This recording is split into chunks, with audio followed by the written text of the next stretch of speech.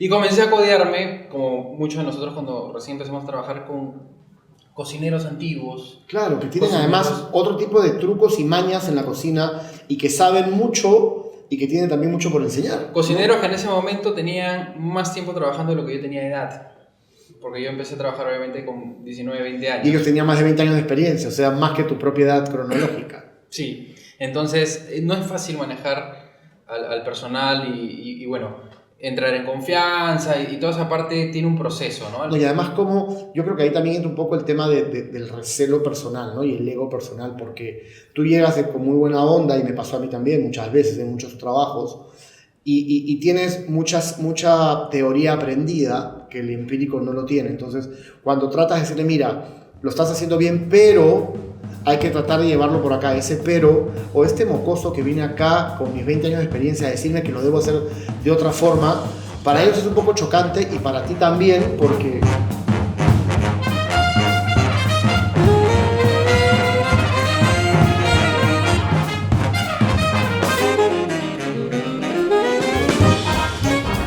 Una de las últimas y mejores contrataciones que hemos tenido en Le Cordon Bleu es, sin lugar a dudas, la contratación de quien yo le digo mi primo, Carlitos Pardo Figueroa. ¿Qué tal, Javi? ¿Cómo estás, Carlos? Bueno, en realidad no somos primos, aunque tú lleves mi apellido y el tuyo, pero nos bromeamos como primos. Así es. Te doy la bienvenida a nombre del Cordon Bleu y te doy también la bienvenida a este podcast Cocinando Historias, porque claro, ya la gente te conoce, bueno, algunos, todavía no todo el instituto. ¿Cuánto tiempo ya en el Cordon? Bueno, ya 9 meses. Ok. 9 meses. O sea, ya está, ya parió Paula entonces. Digamos que ya acabó la dulce espera. Me parece muy bien. 9 meses. Y estás, además de ser multitask, porque tú estás, al igual que yo, enseñas todas las materias, todos los ciclos, te han encomendado algo que me parece sumamente importante, que es el tema de formar a los alumnos para los concursos. Correcto. ¿No? Sí, bueno, ¿Cómo es eso? Porque además yo creo que los chicos que nos escuchan de repente por ahí se van a interesar y van a buscarte para que tú los guíes en este camino. Bueno, como tú dices, ahí los chefs en cocina somos todistas, ¿no? Uh-huh. En lo que es cocina. Y en este caso particular, la dirección me dio, digamos, la misión de abrazar y también llevar de la mano a este grupo de alumnos selectos, que son alumnos de la carrera de gastronomía destacados, ya sean recomendados por sus propios chefs y que también cumplan con un promedio. O sea, eso te iba a preguntar, porque cualquiera no se puede meter tampoco. No es que, chef, yo quiero estar en el equipo, tiene que haber una recomendación previa. Tienen que ser invitados o recomendados, uh-huh. ¿no? O sea, se piden recomendaciones de diferentes profesores, chefs, ya sea de pastelería o de cocina, porque los de gastronomía llevan ambos cursos. Y luego se verifica o se corrobora de que esa recomendación sea válida con el promedio, ¿no? Se pide un promedio de 17, ¿no? Por lo menos, si es más, mejor. Y obviamente, si tenemos ya unos finalistas, se va clasificando ya lo último de acuerdo al promedio. Pero además del promedio, me imagino que, ok, puede tener un buen promedio, puede estar recomendado, pero llegan a tus manos, llegan a tu cocina, se ponen a cocinar, valga la redundancia, y tú ahí los vas viendo si... Efectivamente, bueno, no solamente saber cocinar, sino el proceso creativo es importante. Vamos por fases. Lo primero es la recomendación, luego van a pasarse las notas, ¿no? Siguen la prueba, hay una prueba de selección. Okay. Porque el año pasado que recién lo empezamos, sí necesitábamos a 8 candidatos, entonces se convocó a 16. Que fue buenísimo además ese concurso. Sí, fue un concurso interno, tuvieron 2 horas con una canasta cerrada para poder sacar adelante lo más creativo que pudieran con ese tiempo y esos insumos, y los chicos estuvieron muy entusiasmados, muy motivados, inclusive los que no llegaron a formar parte del equipo agradecieron por la invitación y la participación, y fue claro, después de pandemia, de todo este tema que se había dejado, el tema de concursos un poquito de lado, se retomó y era algo nuevo, pues, ¿no? Ahora ya se sabe un poquito más, estamos en el segundo ciclo que estamos llevando esto, y bueno, este ciclo no se necesitó 8, se necesitaron solamente 2 candidatos. Se convocaron a unos 5 o 6 y de ahí hemos seleccionado a los 2 mejores. Ahora, acá se les forma, obviamente para cuando haya algún concurso internacional, mandarlos como representantes de nuestra escuela, ¿no es cierto? Esa es la idea. La idea de tener este equipo de concursos es tener un equipo que esté constantemente practicando, constantemente formándose y actualizándose, claro, incluyendo al chef también, que tiene que mantenerse a la línea, y en cualquier momento. ya sea que haya un concurso interno, un concurso interescuelas nacional o internacional, claro. invitación para viajar, Son ellos los elegidos. ya tenemos un grupo de 8, del cual podemos escoger a 1, 2 o los que sean necesarios para este concurso de invitación y empezar a prepararnos para... No, y si no, los chicos que están interesados, al final, si es que durante el año, durante el periodo en que estás en el Cordon Bleu practicando en este equipo, no hubo ningún concurso, no importa, la cosa es que se foguearon, que estuvieron a la vanguardia con las últimas tendencias que hay, que tú además eres experto también en el tema de la cocina molecular, entonces los chicos van extraoficialmente aprendiendo mucho más de lo que la currícula del Cordon le da a un alumno regular. Correcto. Digamos que es difícil en una currícula también de 3 años o de 6 años abarcar todo. Entonces, claro, les enseñamos las bases. Y en teoría se supone que el resto lo van a aprender en la cancha y trabajando, pero este evento extracurricular que es el equipo de concursos, yo creo que les ayuda también a expandir un poquito más sus conocimientos, a tener una gama más amplia de técnicas vanguardistas y presentaciones modernas de repente, ¿no? Y es un plus para ellos. Ellos aprenden bastante y están, claro, algo que también calificamos bastante de los chicos a la hora de tenerlos en el equipo de concursos es de que ellos tengan una actitud muy Eso es motivada, muy positiva, ¿no? Que tengan ganas de hacer las cosas. Yo siempre le digo al alumno, hay 2 factores importantes para que alguien sea un buen cocinero.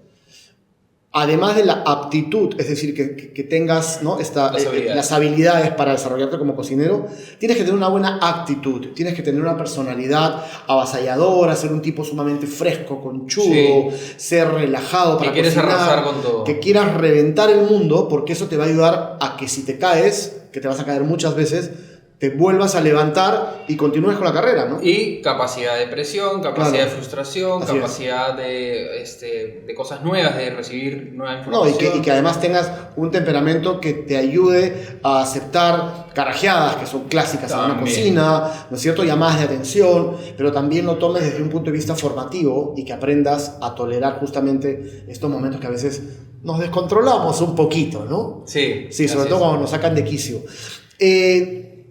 ¿Cómo es tu vida o cómo fue tus inicios de cocinero? ¿De dónde viene esta pasión de Carlos Pardo por aprender a cocinar?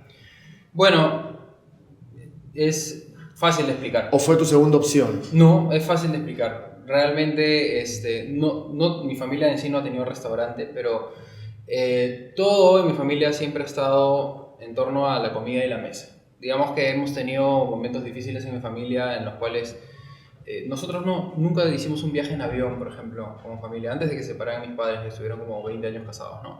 Nunca hicimos un viaje en avión fuera del país, porque no teníamos, era un lujo viajar en esa época para nosotros. Pero nos podían faltar muchas cosas, pero un buen plato de comida en la mesa, nunca. Mi papá siempre ha sido un cocinero ahí empírico y siempre le gusta metido... Afanoso, como muchos de los papás antiguos, ¿no? Metido en la cocina, mi abuela, inclusive mi papá joven, ¿no? O sea, adolescente, lo sacaba a cucharazos, porque en esa época pues, mi abuela pensaba, la cocina es para las mujeres solamente, ¿no? Para las amas de casa, o sea, no refería con mujeres, pero era una forma distinta de pensar de la época. Crianza antigua. Crianza antigua, y mi papá estaba ahí metido porque quería saber, pues, por qué y cómo le salía tan rico, ¿no? Y yo estuve yo tengo una muy buena imagen paterna, mi papá y yo tenemos una muy buena relación. Y siempre estuve muy metido con él. Y la imagen de él cocinando siempre. Siempre cocinando, sus ceviches, sus saltados, su tortilla española para el desayuno. A un punto en el cual, obviamente, a un niño, no de repente a un nivel consciente, pero quizás por repetición, de estar ahí tanto tiempo metido con esta influencia, me comencé a meter más a preparar las cosas que a mí me gustaban, porque yo, entre ya los 7, 8 años y los 14, yo era bien disticoso para comer.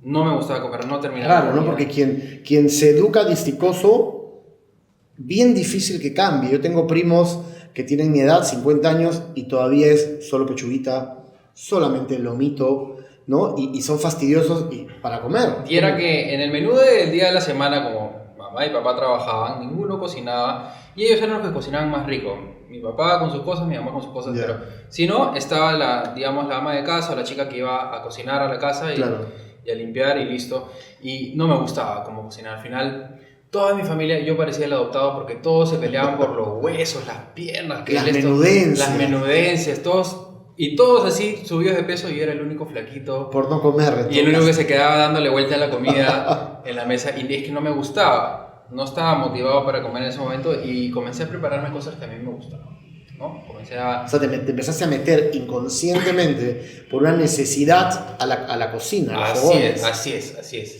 Y eso también me ayudó a aprender a comer. Y es que no era que no me gustara la comida, no me gustaba comer, no me gustaba lo que preparaban ahí o cómo lo preparaban. O sea, sí era pesadito, ¿no?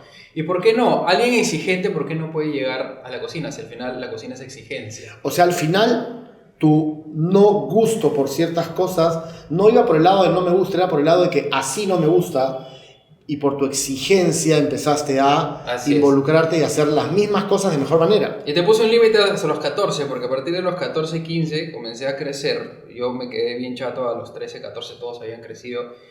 Y mi papá es bien alto, ¿no? Entonces le parecía raro que yo no creciera. Bueno, era que yo era bien flaquito, no comía mucho y era deportista. Entonces a los 15 comencé con un hambre voraz. Que un día agarro y le digo a mamá, ¿puedo repetir? Y mi mamá se queda mirándome así. A este, ¿qué le pasa, no? ¿Qué le pasa? Claro. Y quería repetir ají de gallina, uno de los platos que en esa época menos me gustaba. Y que terminó siendo uno de los platos que más me gusta y que mejor sé preparar ahora. Bueno, el mío es uno de mis favoritos. Claro. Sí, es delicioso de verdad. Y aprendí a comer. O sea, aprendí a comer obviamente por hambre y aprendí también a discernir cuándo está bien hecho, cuándo no está bien hecho. Pero sales del colegio y es ahí donde decides inmediatamente ser cocinero. Yo desde tercero secundaria ya sabía que quería estudiar Bueno, claro, lo que pasa es que tú eres generaciones mucho después que yo, y claro, hoy en día, y hasta tu generación, los chicos sabían que saliendo del colegio podían estudiar cocina. En mi caso era distinto porque las escuelas de cocina o no existían, o no era como que bien visto mucho el papá quiero ser cocinero. Mi opción de carrera, o sea, algo seguro para dar, entonces en esa época también había que darle algo seguro a los padres. Los padres tenían que saber qué cosa ibas a estudiar para tener una carrera segura. En ese sentido, yo tenía una carrera que era más o menos destinada a biología o a las ciencias, mucho más que números, ciencias de letras. Me gustaba la biología, la zootecnia, me incliné un poco a veterinaria, pero a las finales llegó Le Cordon Bleu a mi colegio. Llegó Augusto Dalmau Ok, a dar para una charla, claro. y yo recibí la charla y me gustó bastante. O sea, Por lo menos te llamó la atención. llevaron un chef, en esa época no recuerdo qué chef era, no lo conocía porque cuando entré inclusive a estudiar ya no estaba ese chef. Y explicó las cosas con tanta pasión y claro, me gustó la parte artística. Y es que arte culinario es un arte al fin y al cabo, ¿no? Y descubrí que dentro de las artes, esta era una de las artes que necesita todos los sentidos metidos en. Y me gustaba eso, tener que estar atento, probar, oler, hasta escuchar, ¿no? Palpar, sentir, todo. O sea, todo eso me ocasionó una motivación grande por esta arte y me gustó bastante, como yo me inclinaba mucho a ciencias, me gustó la parte de ciencias, del porqué de las cosas. Claro, que hay mucho. Además, los chicos creen que cuando se matriculan en Le Cordon Bleu solamente que le vamos a enseñar la parte, digamos, operativa. No, esto va rodeado de muchos cursos teóricos que tienen que ver con ciencia, con química, con bromatología, con la misma física también. Así es. Y no es así, un corte no es así porque es así, o una cocción no es así porque es así. Es así porque tiene un resultado, Claro. tiene un porqué, ¿no? Porque la mantequilla no se quema una vez que la clarifican, ¿no es cierto? Cuando separa la grasa del suero, etcétera, etcétera. Todo eso es parte de la ciencia. Todo tiene una explicación. Todo, claro, todo es ciencia. Esa parte me gustó bastante, la parte de experimentar, de investigar también. Y bueno, obviamente el resultado de la parte artística es súper emocionante y es poder expresar. Somos artistas los cocineros. Somos artistas, los cocineros, como cocineros de repente no, pero es que estamos jugando con sabores, con texturas, estamos jugando con cultura. Pero un plato final, creación del chef, creación del cocinero, algo donde el proceso creativo entra, donde pintas el plato, donde lo Es decoras, arte, eso es un arte. Y es arte que tienes que probar con todos tus sentidos. Por eso siempre digo, cocinar es un arte, y si tú quieres vender tu plato a 300 soles y poner así, porque ese es tu arte, ¿qué te importa? Véndelo. Al final, quien quiera apreciar tu arte te lo va a comprar. Yo siempre critico a quien critica el hecho de por qué me cobraron tanto en un plato tan grande cuando la comida es poquita. Porque bueno, esa es la inspiración del Y cocinero. ahí es donde ya no vendes comida, pasas a vender una experiencia. Una experiencia, hay que entenderlo así. Si quieres comer como en casa, hay cientos de lugares ahora para comer como en casa. Si quieres vivir experiencias, hay muchos lugares para vivir experiencias. Y es que la gastronomía tiene tantos matices que ver, porque tiene cultura, Claro. tiene la parte de agricultura, Tiene historia. Tienes arte, tienes mezcla de sabores, Ciencia, o sea, claro, hay tantas cosas. hay todo. Entonces un cocinero tiene que ser científico, artista, tiene que ser ingeniero. Y para tratar a estas generaciones tiene que ser muy psicólogo además. Así es. Porque a veces te veo a ti por los pasillos rojo, colorado y te digo, ¿qué te pasa? Los quiero matar. Suele pasar. Tuviste la suerte de llegar a Cordon Bleu, no solamente porque fue Augusto a darte la charla, sino porque además, digamos, te convence y te metes al Cordon Bleu. ¿Qué año te gradúas tú de aquí? Yo me gradué el 2007, o sea, 2006, ya. Pero en 2007 recién se hace la ceremonia, ¿no? Y del 2007 a la fecha, ¿cómo fue cuéntanos así de forma rápida, cómo fue tu CV? Bueno, inmediatamente terminé de estudiar, ya tenía ofertas laborales. Mis padres se habían encargado por ahí también de ayudarme y repartir un poco. Empecé a trabajar en un hotel 5 estrellas, que fue el Hotel Los Incas. Ya. Empecé como practicante, obviamente recién egresado, pero ellos querían que yo, una vez termine mis prácticas, un poco me encargaba de organizar y coordinar algunas cosas en la cocina. No era un sous chef, pero era una persona con estudios, porque todos eran empíricos ahí. Claro. Y comencé a codearme, como muchos de nosotros cuando recién empezamos a trabajar con cocineros antiguos. Claro, que tienen además otro tipo de trucos y mañas en la cocina y que saben mucho y que tienen también mucho por enseñar. Cocineros que en ese momento tenían más tiempo trabajando de lo que yo tenía de edad. Porque yo empecé a trabajar obviamente con 19, 20 años. Y ellos tenían más de 20 años de experiencia, o sea, más que tu propia edad cronológica. Sí, entonces no es fácil manejar al personal y bueno, entrar en confianza y toda esa parte tiene un proceso, ¿no? Y además yo creo que ahí también entra un poco el tema del recelo personal, ¿no? Y el ego personal, porque tú llegas con muy buena onda, y me pasó a mí también muchas veces en muchos trabajos, y tienes mucha teoría aprendida que el empírico no lo tiene. Entonces, cuando tratas de decirle, mira, lo estás haciendo bien, pero hay que tratar de llevarlo por acá, ese pero, o este mocoso que viene acá con mis 20 años de experiencia a decirme que lo debo hacer de otra forma, para ellos es un poco chocante y para ti también, porque ¿cómo aprendes a controlar eso? Tú ¿no? quieres ser abierto y tú quieres compartir la información que tienes. Ellos son más, como dice, recelosos, no quieren compartir tampoco toda su sabiduría y quieren medirte, y quieren verte, observan mucho y esperan, a ver, este chiquillo, este chibolito que viene a mí, que se cree, ¿no? Aquí a enseñarme, que se cree que viene a una escuela con el listón azul y todo, ¿no? Sí, ya ha pasado. A ver qué sabe, claro. Obviamente la escuela, como decimos, en 4 o 6 ciclos no puedes abarcar todo y no es suficiente tiempo para agarrar toda la experiencia que necesitas cuando recién has aprendido a agarrar un cuchillo hacía 2 años, ¿no? Entonces, llegar a una cocina donde una persona tiene 20 años haciendo lo mismo, no te vas a comparar. Obviamente te falta cancha. Y fue lo que pasó. Estuve ahí casi un año, unos 10 meses, y yo sentía que me faltaba cancha. Y me invitaron a formar parte de un equipo más joven, nuevo, en el restaurante, en esa época, el restaurante Don Ignacio. Ya, que es bueno, que pertenece a la Universidad San Ignacio de Loyola. Correcto. Claro. A la Escuela de Chefs de la San Ignacio. Que hoy por hoy ya no creo que esté vigente, ya no está abierto el restaurante, pero en esa época fue Eduardo Navarro que me invitó a trabajar. Claro, Eduardo Navarro es un ex amigo mío. Mentira, no. Digo porque 2 veces me ha plantado este mongazo acá cocinando historias, pero igual lo voy a invitar, lo voy a perdonar. Claro, él es el dueño de Chakras, que es un restaurante espectacular en Pachacamac. Y bueno, con él... Sí, aprendí bastante porque él venía de España con técnicas frescas y era como darte un viajecito a España a aprender técnicas. Claro. Y vino con la cocina al vacío y muchas técnicas modernas, uso de sifones. Que ni siquiera lo utiliza ahora en Chakras, obviamente. No, en Chakras de repente sí, un par de cositas, pero no es, digamos, el énfasis de su cocina actual, que es cocina campestre. Pero ahí tú entras a San Ignacio, a Don Ignacio, pero después terminas convirtiéndote en chef docente. No después de eso, pasó bastante tiempo todavía. Estuve 1 año y medio ahí y de ahí paso a trabajar en Cusco.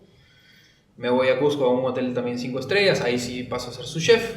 Trabajo 1 año ahí, regreso a Los Incas. Otra vez, ¿verdad? Un par de años, de ahí en una empresa de catering nutritivo. De catering nutritivo pasé a trabajar en cruceros. Y ya cuando regreso de cruceros, unos 4 o 5 años después, digamos, de haber trabajado ya en la San Ignacio, la primera vez, ahí recién me invitan a ser chef docente tiempo parcial en la San Ignacio, ¿no? Y ahí es donde empiezo y hago una carrera de 7 años ahí más o menos. Y después te conviertes en papá de un lindo bebé. En padre, familia, que ese ya es otro tipo de carrera.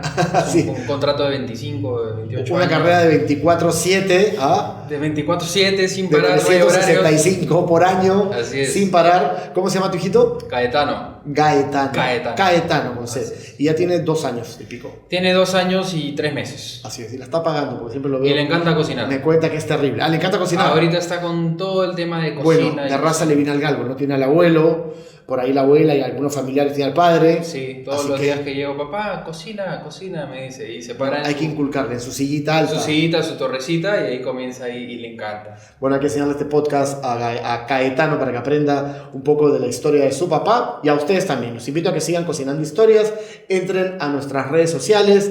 Si están interesados en la cocina, qué mejor venir al Cordon Bleu y convertirte en un excelente profesional y tener como chef docente a un grande como Carlitos Pardo Figueroa. Carlos, muchísimas gracias, Gracias, por Javi. acompañarnos y con ustedes hasta la próxima. Un gusto. Chao.